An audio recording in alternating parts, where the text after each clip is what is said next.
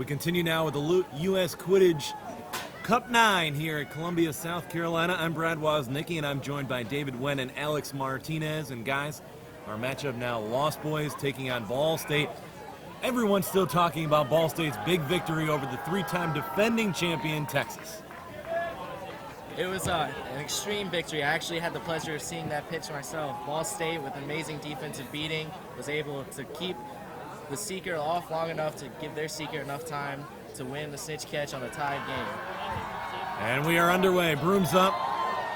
The Elite Eight now. We have Ball State, Lost Boys, Rochester United, LA Gambits, Lone Star QC, Boise State, Bowling Green, and QC Boston.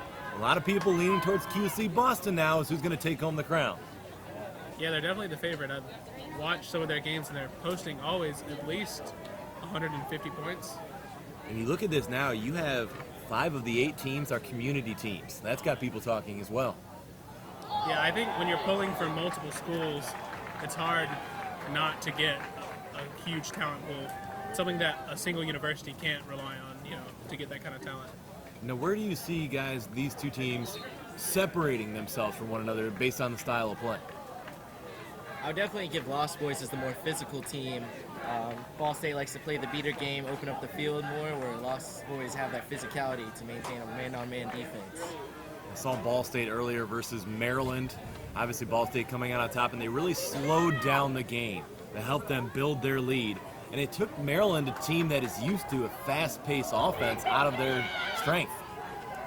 Yeah, from what I've heard, they're a really big team and a really physical team, and it shows that a slow game can be an efficient game and a good game.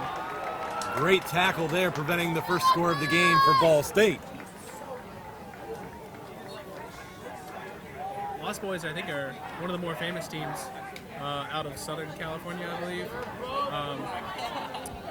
I have never heard of Ball State, but I think they're the favorite, at least the fan favorite right now.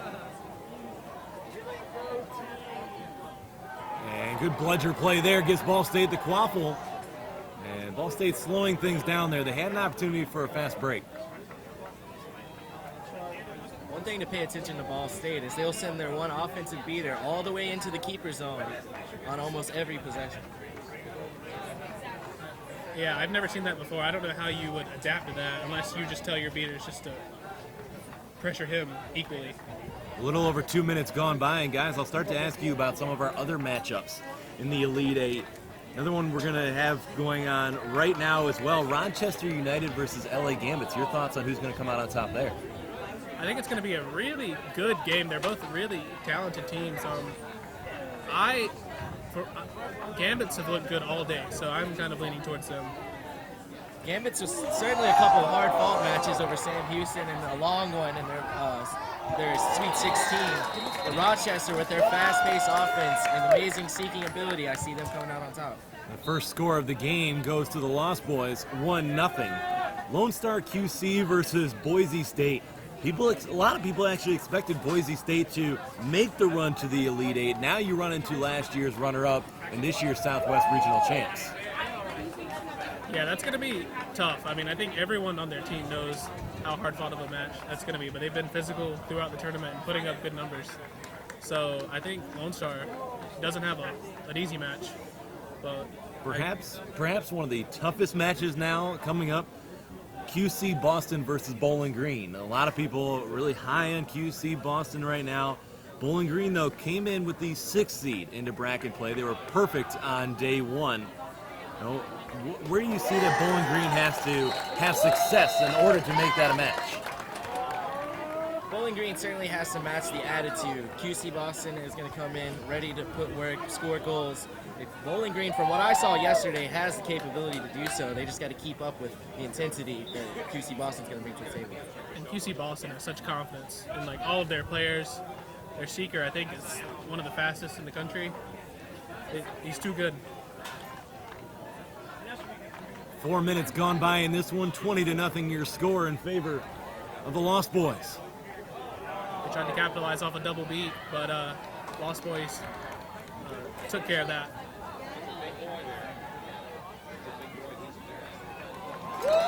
And a score there, 30-0. Lost Boys also gaining bludgeon control for the first time this match. This is nothing new for the Lost Boys. I think they were semi-finalists last year and quarterfinalists the 2 years before that. Yep, semifinalists, round of 32 in 2014, Oh, okay. quarterfinalists in 2013. So they continue to make deep runs. Is this their year to make it to that final? Well, we're going to find out.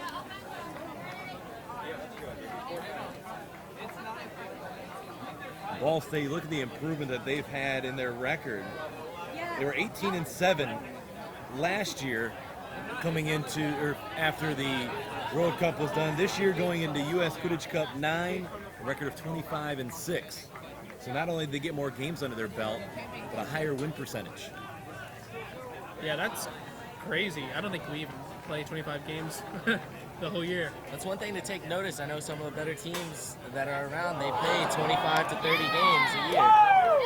May not have to win them all, but it certainly gets you that experience needed to get ready for a tournament. And last year, Ball State did not make bracket play, but they have made it to the Nationals the past 4 years. Approaching the 12-minute mark, and Ball State still looking to get on the board. You're not really seeing in this matchup any true size advantage for either side, but you are seeing is a good matchup of quickness and team speed. And the beaters are duking it out constantly. I don't think they've had a break this whole time. And no score there for Ball State. They continue to get denied. And Ball State, once again, no good. Oh, I think they're going to review that. It went through the hoops. I think they're just looking to see if he was beat before. Parent call was beat before. I kind of have to disagree. I think I saw a release before the beat came. I like it. I like it. I like a little disagreement. There we go. See what the referees call. And it's a goal. They do change the decision to a goal. Let's see if that gets Ball State going now offensively.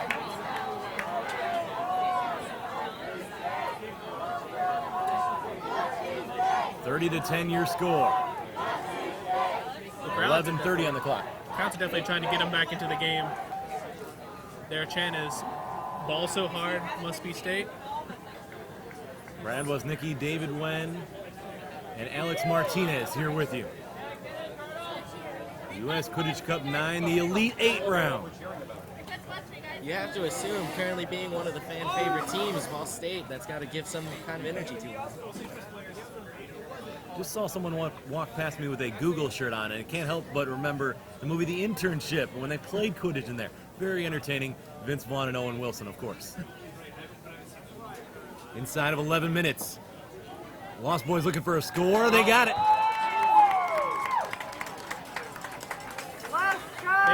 It looks like they're just moving the ball around as they please on Ball State's side of the field. You have to wonder, what's going to be, I don't want to say left in the tank, but what the mindset is going to be of Ball State, because they're still riding that high of beating Texas. But as soon as you beat a team like Texas, now you have a team like the Lost Boys. That's where we're at. That's how deep we are in the U.S. Quidditch Cup 9. And I don't think it's going to get any better for them, so they need to dig deep. So what you have to appreciate about any tournament is even if a team gets a big win, they still have to continue to earn it late in the day. 5 community teams remaining, 3 college teams. 1 team from Texas left, and that is Lone Star QC. We've hit the 10-minute mark, 40-10 your score. Lost Boys are just so good at just suffocating them out, like spreading out their chasers too far to where long passes are taking 2-3 seconds, and they're easy just to break, down the offensive possession.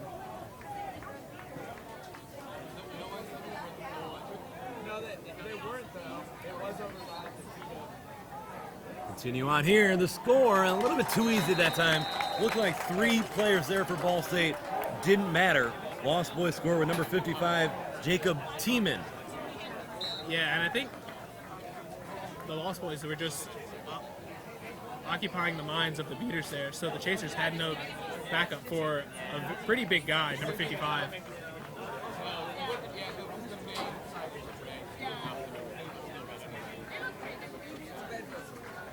50-10 your score, approaching the 9-minute mark.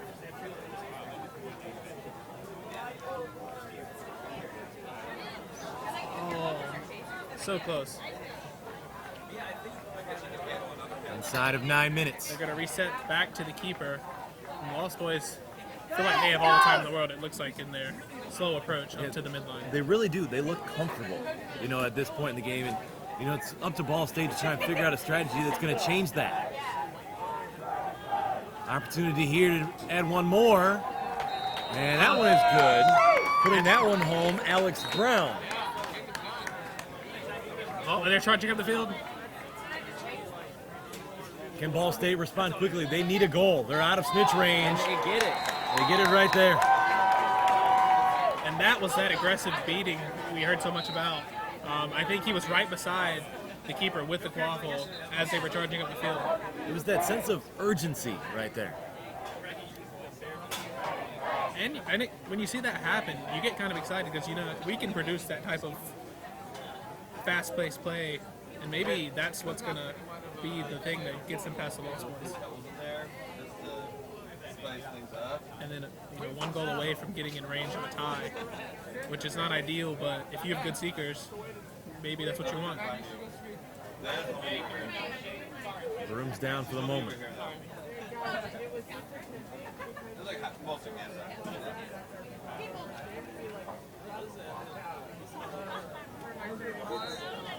And here we go. We'll resume play. Approaching the 8-minute mark, 60-20 in favor of Lost Boys. They jumped out to a, I believe, 50-0 lead. Oh, that one denied. By the keeper. Wow. Team certainly needed that one. That was Brandon Scapa. Excuse me. That was number 1 for Ball State, Nick Kaufman. One thing, referring to the heights you said they were riding earlier, you have to wonder, is that putting them out of their zone with new expectations? They know they could beat a team such as Texas. There's a Perhaps they can score. settle down and become more comfortable in this one. They're now in range. Yeah, cutting that lead in half. That was number 96. Anthony Voton. Calling Tony. Approaching the 7-minute mark. Before the goal, it was really interesting to see how the Lost Boys responded to the really aggressive offensive beating. As soon as the throw was made, both their beaters stepped up and were pursuing. I believe number 8, I believe he's in. And it shut down the play for them momentarily until the chaser just stepped up and put it through. Room's down here for the moment.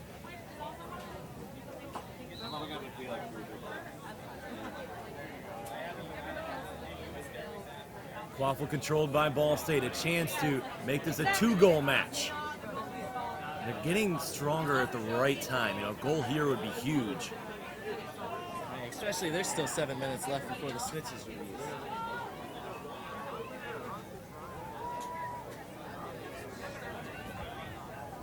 Bludger play there to try and clear a little space in front. Bludger play again. Looking for an opening. Pass out wide. Kaufman. Kaufman throws it behind. Still looking for space and nobody home there. A little bit of a wild shot out. There was opportunity there, but that wasn't the right look. I think the right decision in that would be to find your chaser that's right beside you, because I don't think anyone was on him, and that could have been a quick 1-2. At the worst, pass the ball back around so one of your beat chasers can come back and you can reset to your half the field. I think, that's what you've been seeing the better teams do, is even if it gets behind hoops and you can't score, they just fire back to their keeper at midfield and they just do it all over again. Maintaining that time of possession can definitely keep you alive. 60-30 your score, 5:35 on the clock. Now make that 70-30 with that goal. And we have a player down for Ball State. I didn't see the collision.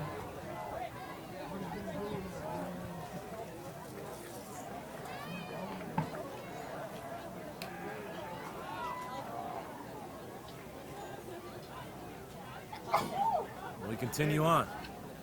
5:32 on the clock.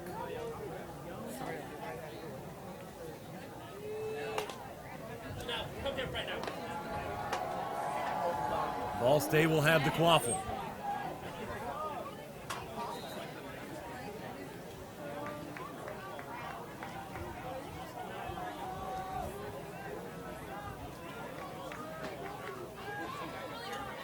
Opportunity here, try and get back within snitch range, and they do.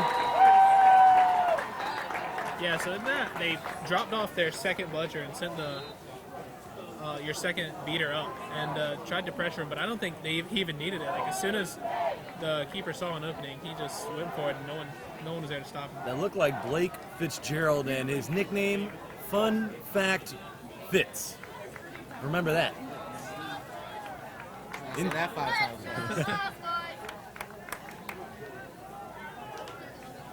A 30-point match inside of 5 minutes.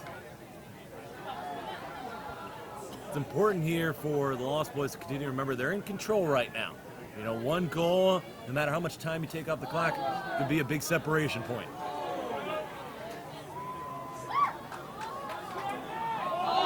See this defense right now spread out for Ball State. A couple of beats, and here's the charging. On the attack, and that one, right to the defensive chaser. not as much on that pass as expected, I don't think. Just over 4 minutes.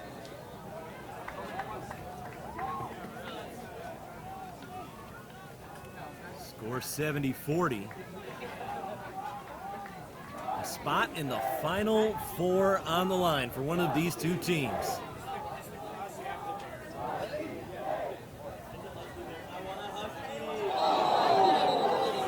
And a big hit. If you couldn't tell from the oohs from the crowd.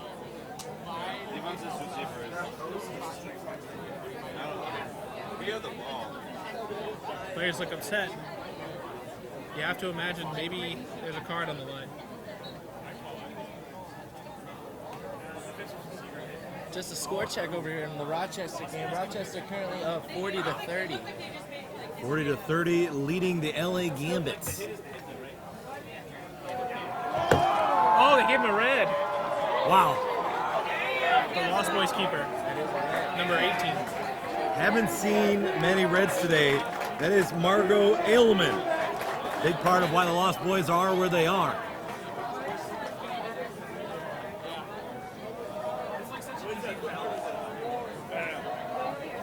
So I believe someone has to sit in the box for him, but he's out of the game. And it's a mandatory 2 minutes in the box. And frustrated. That's a crucial 2 minutes right now. 3:46 on the clock. That one could come back to haunt him. And that shot is good. Nice mid-range look. 70-50. Ball State is where they want to be right now. Yeah, you have to, like, the tide's turning, and if you're a Ball State player, you have to be feeling pretty okay right now. You like to be ahead, but being in the game with a big card coming out, maybe the stars are aligning for him. Approaching the 3-minute mark until the Seeker floor. Lone Star, Lost Boys, excuse me, certainly doing the right thing here and trying to take back control over this game.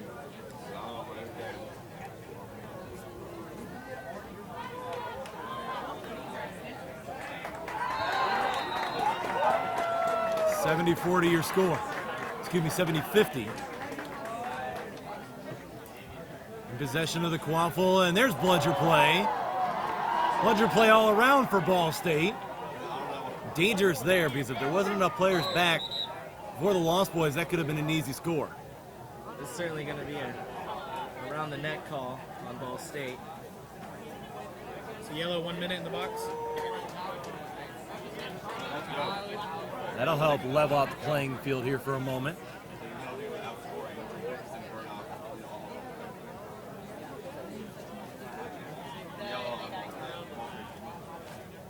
$70-50 your score, 2:37 on the clock. Our next matchup right here on pitch 1 will feature Lone Star QC versus Boise State. Everything down to pitch 1 and 2 right now. So close proximity for everybody to be able to check out both matches.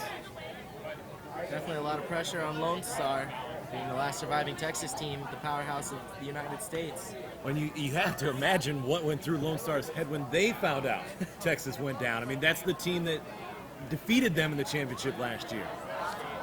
75 miles north of us. Yeah. They have to be thinking, this is our shot now. And the steal there. Approaching 2 minutes. It's happened immediately out of keeper zone. Aggressive. Tackle there, but couldn't take away the quaffle.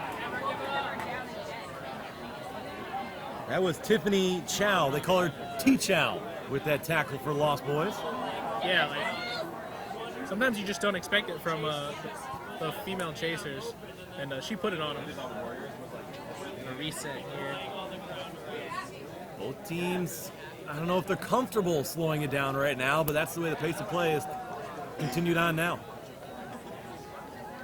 Lost Boys definitely catching a break with no goals being scored in this power play situation for them. Soon to hear the tackle again. That's T-Chow. Waffle loose. Ball State has it, approaching a minute. Getting it down to a 1-goal match would be huge. Ball State just now getting bludger control with a minute left before Snitch come out. That could come in big. Inside of a minute. Lost Boys has no beats. Ball State. And that's it. 70-60. And that's got the fans around them pretty pumped up right now. You gotta wonder what's going through the heads of the Lost Boys. It certainly feels like everyone's against you. And that's the way Texas has felt, and because of the success that Lost Boys have had, knocking teams down in past cups, they're going to get a little bit of that pressure from the crowd rooting against them.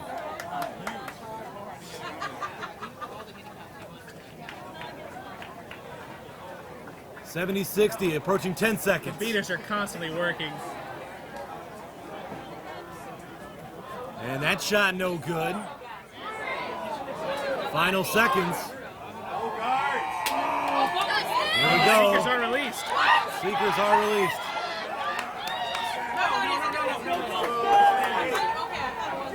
There are no bludgers on the Seekers. Ball State trying to score again. We're even at 70. And play has been stopped. Had a player down for the Lost Boys.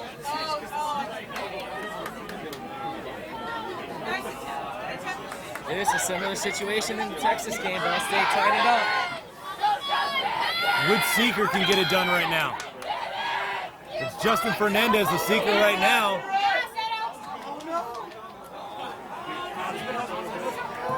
Fernandez being dragged around. He's going to try again. Fernandez again, thrown down. And stopping play again.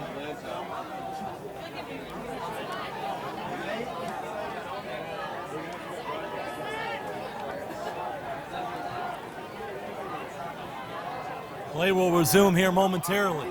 Oh, a yellow card issued for the keeper. That is given to Alex Brown.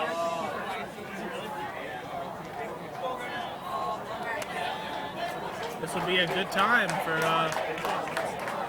Ball State to capitalize on the man down.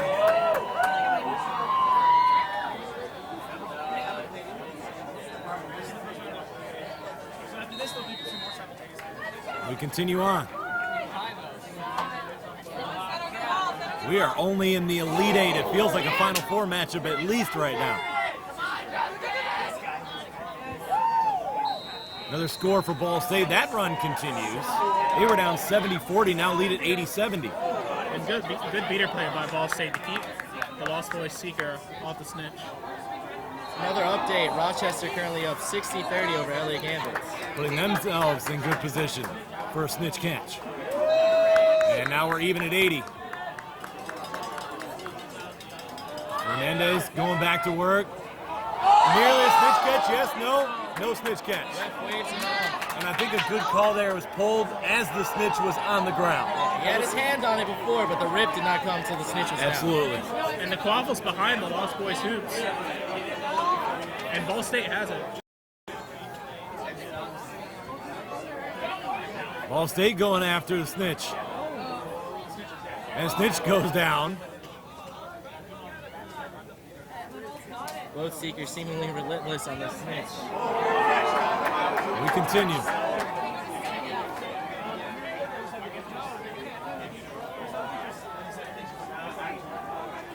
Opportunity for Ball State. Ball State may have just won it. As Ball State earned themselves a spot in the Final Four. Wait for the official ruling. They confer with the snitch. It looked like a clean catch. I've got to agree, I didn't see any problems there. The only thing I would think might be an issue is his shorts are offset right now, probably about at least 2 inches from the midline. Ball State wins. Good, Ball State. And Ball State, a lot of support from the crowd. Storming the field like they just won, but they have 2 more games left. They're going to the Final Four. They're going to play the winner of Rochester United and LA Gambits. And next up now, our matchup will be Lone Star QC taking on Boise State. Guys, I'll ask you real quick, you're picking that matchup. Easier said than done. Lone Star, I've seen a lot of good things from, but Boise State's just been invincible on the scoring and the defensive end. They're a big team. Right now I'm seeing Boise State. Yeah, I mean, you don't want to pick against Lone Star, but I think Boise State is, first of all, massive. And when they get going, some of their players are like lightning fast, and the other ones can lay big hits, and their beater play is good. It's hard to think that you can beat a team that does all those things well. All right, Alex Martinez, David Nguyen, thank you for your time as always.